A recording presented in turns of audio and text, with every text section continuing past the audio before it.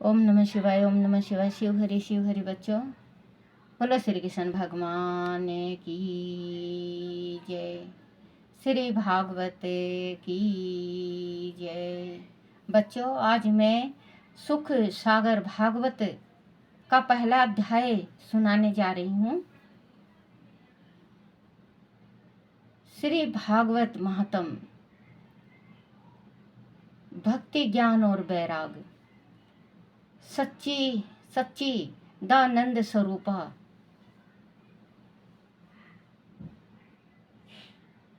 रूप भगवान श्री कृष्ण को हम नमस्कार करते हैं, जो संपूर्ण विश्व की उत्पत्ति, शीतलती और विनाश करने वाले तथा आदि दैविक आदि भौतिक वह आध्यात्मिक तप यंत्र का कारण करने वाले हैं। बोलो भागवत की जय। पौराणिक युग में एक बार सोनक दी 88,000 ऋषिवर नेमी शरण में एकत्र हुए। महाश्री वेद व्यास जी के पौराणिक शिष्य सूत जी विराजमान थे। उन ऋषियों ने सूत जी से प्रार्थना की कि वह कोई ऐसी कथा सुनाए जिसमें लीलामय परमेश्वर की भक्ति ज्ञान और वैराग का समावेश सर्वाधिक हो। इस घोर कलयुग में संसारी व्यक्तियों के लिए ज्ञान उस राक्षस के समान हो गया है जो क्रोध, लोभ, मोह और काम को ही सदैव भड़काता है, जिसकी वजह से मनुष्य हर पल हर घड़ी दुखी रहता है। आप कोई ऐसा चरित्र हमें सुनाइए जिसे सुनकर हमारे हृदय में भक्ति का संचार हो और हमारी प्रीति श्री हरि चरणों में हो। ऋषियों की बात सुनकर सूत जी बोले, ऋषिवर, इस कलयुग में काल रूपी सर्प के चंगुल में फंसे लोगों के उद्धार के लिए आपने जो कथा सुनने की इच्छा प्रकट की है वह स्तुति योग है। मैं आपको यह कथा सुनाता हूँ जिससे श्री सुखदेव जी ने राजा परीक्षित को सुनाया था। उस कथा का नाम श्री भागवत कथा है। सूत जी ने कथा का शुभ आरंभ करते हुए कहा, एक बार सिंगी ऋषि ने राजा परीक्षित को श्राप दे दिया था कि तेरी मृत्यु आज से 7वें दिन हो जाएगी। राजा परीक्षित मृत्यु के भय से दुखी होकर श्री सुखदेव जी के पास आया। उन दिनों श्री सुखदेव जी गंगा के किनारे ऋषि मुनियों के सामने आध्यात्मिक वचन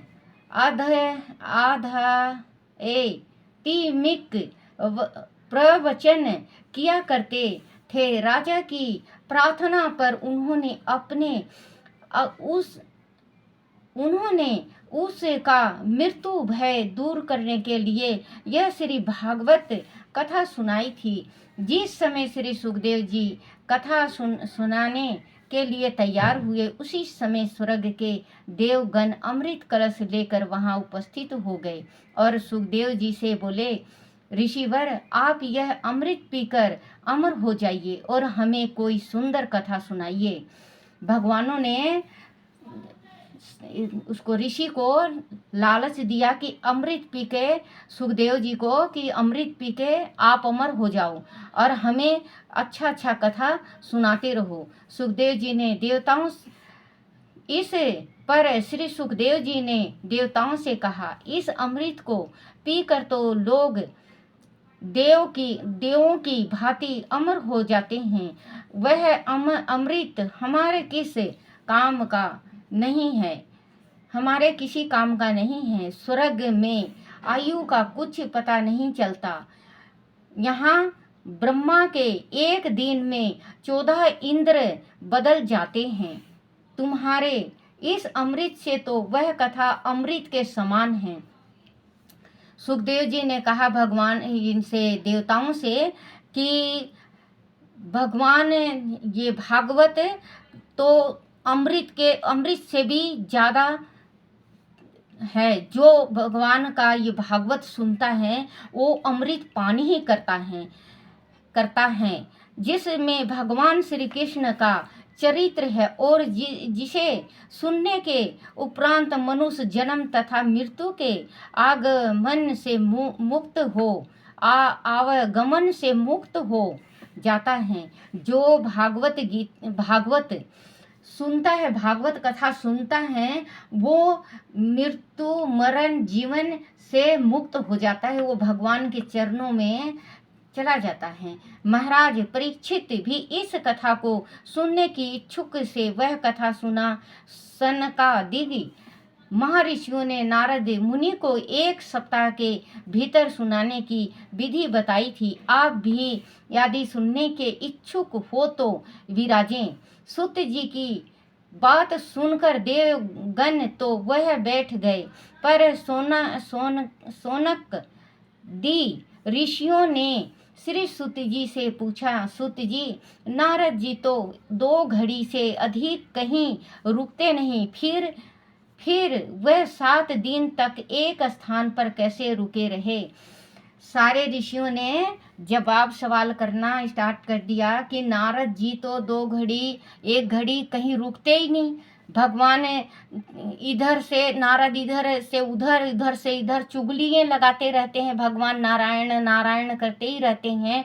तो 7 दिन भगवान ये नारद जी भगवान का कैसे पाठ सुनते रहे, भागवत कैसे सुनते रहे?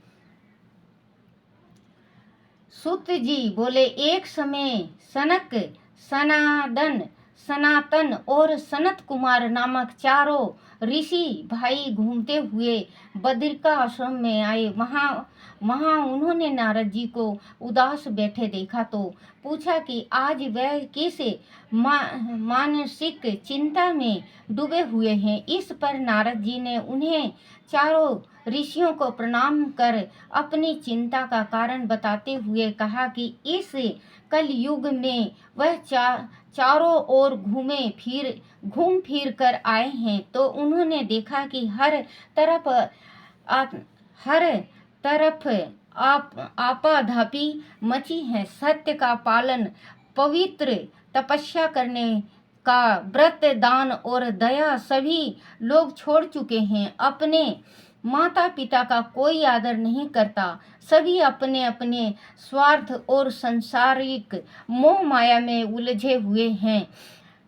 नारद जी कह रहे हैं ऋषियों को कि संसार में मैं चारों तरफ घूम के आया, लेकिन मैं कहीं भी ऐसी जगह नहीं देखा कि कोई अपने माँ बाप की सेवा करता है या दान देता है, भक्ति करता है, कोई श्रद्धा रखता हो, किसी का भला किया हो, कहीं भी मैंने नहीं देखा हुए हैं। सभी अपना पेट भरने में लगे हैं, बात बात में झूठ बोलते हैं। साधु संतों सन्यासी ढोंग करते हैं। सभी पैसों के लालच में कुछ भी करने पर उतारू हो जाते हैं। नारद जी कह रहे हैं कि साधु और संत सब ढोंगी हो चुके हैं। पैसा के लालच में सिर्फ घर घर जाके पैसे मांगते हैं और कुकर्म करते हैं, सर्वत अधर्म और नीच कर्मों का बोलबाला है। यह सब देखते हुए यह सब जब मथुरा नगरी में यमुना किनारे पहुँचे तो वह एक स्त्री को उन्होंने रोते हुए देखा। उनके पास 2 बूढ़े अचेत अवस्था में पड़े थे। कोई भी उस स्त्री की सहायता करने नहीं आ रहा था। उन्हें देख कर वह स्त्री अपना दुखड़ा सुनाने लगी। वह कह रही थी कि वह भक्ति है और वह दोनों अचेत पड़े उसके दो बेटे ज्ञान और वैराग हैं। भक्ति भक्ति नारद जी से भक्ति कहने लगी कि ये जो दो पड़े हुए हैं अचेत अवस्था में, ये मेरे बेटे हैं ज्ञान और वैराग। क्योंकि अब इस संसार में ना कोई ज्ञानी है ना कोई वैरागी। क्योंकि पहले के सतयुग जमाना था, सतयुग में ज्ञानी भी थे वैरागी भी थे। ज्ञानी उसको कहते हैं जो ज्ञान बांटता है, वैरागी उसको कहते हैं जो वन में जाके तपस्या करता है। ना ज्ञानी है ना वैरागी है। यह आस पास जो 3 स्त्रियां बैठी रो रही हैं, यह गंगा यमुना और सरस्वती नदियां हैं जो मेरी सहायता के लिए यहाँ आई हैं। भक्ति कह रही है कि ये 3 जो औरतें दिख रही हैं आपको नारद जी, ये गंगा जमुना और सरस्वती हैं। ये मेरी सहायता करने आई हैं, लेकिन ये सहायता भी नहीं कर सकती क्योंकि ये सहायता मेरी कर सकती हैं। भक्ति तो बहुत ज़्यादा है, मथुरा और वृंदावन में भक्ति बहुत ज़्यादा है, लेकिन ज्ञान और वैराग नहीं है, भक्ति है। मैंने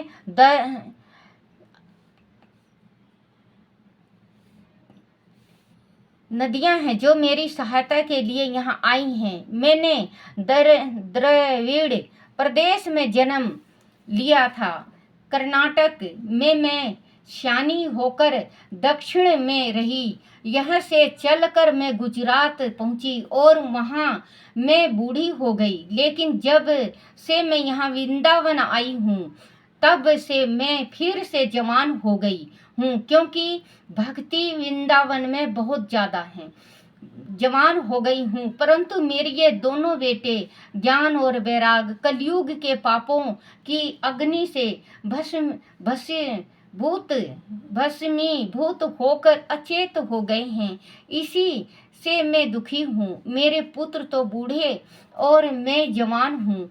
ये ऐसा देखकर संसारी लोग मेरी हंसी उड़ाते हैं। माँ, क्योंकि भक्ति माँ है। माँ अपने बच्चों को जिस टाइम बूढ़ा देखती है और अपना स्वस्थ शरीर देखती है तो माँ टूट जाती है, माँ बिखर जाती है। माँ सोचती है मेरी उम्र मेरे बच्चे के ऊपर लग जाए, मेरी जो उम्र है सारी उम्र मेरे बच्चे के ऊपर लग जाए, क्योंकि माँ परेशान हो जाती है, माँ त्राही त्राही कर उठती है। ऐसा देखकर संसारी लोग मेरी हंसी उड़ाते हैं, क्योंकि जब बूढ़ा बच्चा हो जाता है, बीमार बच्चा हो जाता है, बच्चा अपंग हो जाता है तो माँ टूट जाती है।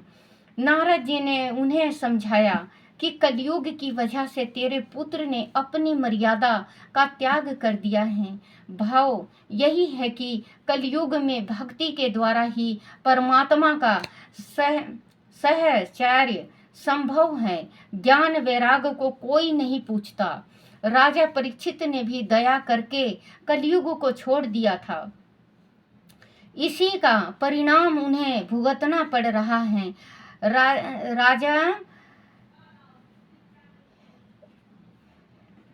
राजा परीक्षित ने कलयुग को अपने सिर में बिठा लिया था। राजा ने इसको छोड़ दिया था, तो आज ये कलयुग इतना उपद्रव मचाया है, त्राही त्राही लोगों से करवा दिया है, क्योंकि कलयुग सबसे बुरी चीज है। परिणाम उन्हें भुगतना पड़ रहा है। दूसरे लोगों को भी धर्म कर्म छोड़ देने के कारण दुख उठाना पड़ रहा है, क्योंकि कलयुग ऐसी है, पाप छाई हुई है और दान धर्म कुछ है नहीं, पुण्य का सहारा नहीं, कोई धार्मिक नहीं, कोई धार्मिक बात नहीं। केवल भजन कीर्तन के द्वारा ही नारायण को प्रसन्न किया जा सकता है। अगर आप एक स्थान पे बैठ के आप भगवान का जाप करते हो या कीर्तन करते हो या शिव हरि को जपते हो, उसी में भगवान प्रसन्न हो जाते हैं, प्रसन्न किया जा सकता है। कलयुग का यही धर्म है। इस युग में तो ब्राह्मण दान लेकर भी प्रायश्चित नहीं करता। सभी के मन में क्रोध, लोभ और काम और अहंकार भरा रहता है। ब्राह्मण भी आजकल दान लेके, चाहे आप ब्राह्मण को 100 गुना दान कर दो, फिर भी ब्राह्मण खुश नहीं होता है। फिर भी ब्राह्मण के दिल में उसको उसको उसकी इच्छा यही रहती है कि थोड़ा सा और दान मिल जाता।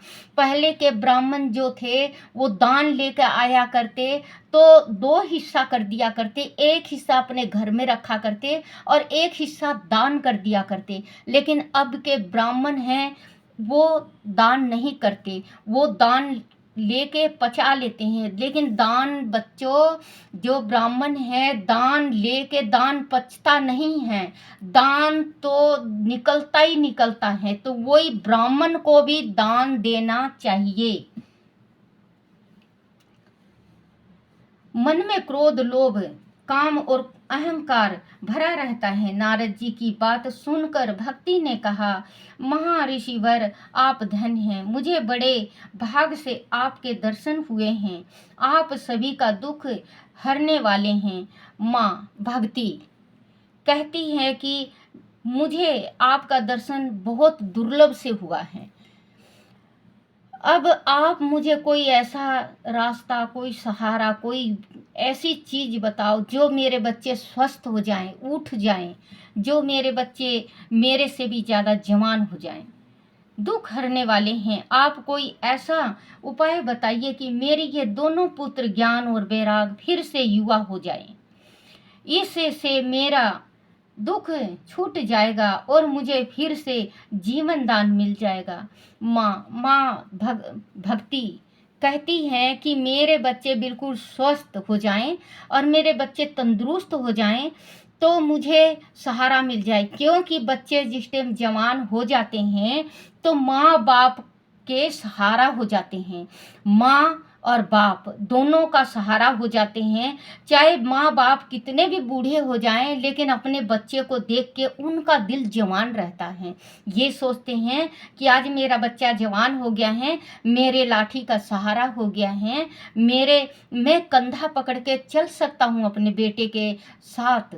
माँ वो चीज होती है। मिल जाएगा। मैं आपको बार बार नमन करती हूँ, कृपाए मेरा दुख और कलेश दूर कीजिए।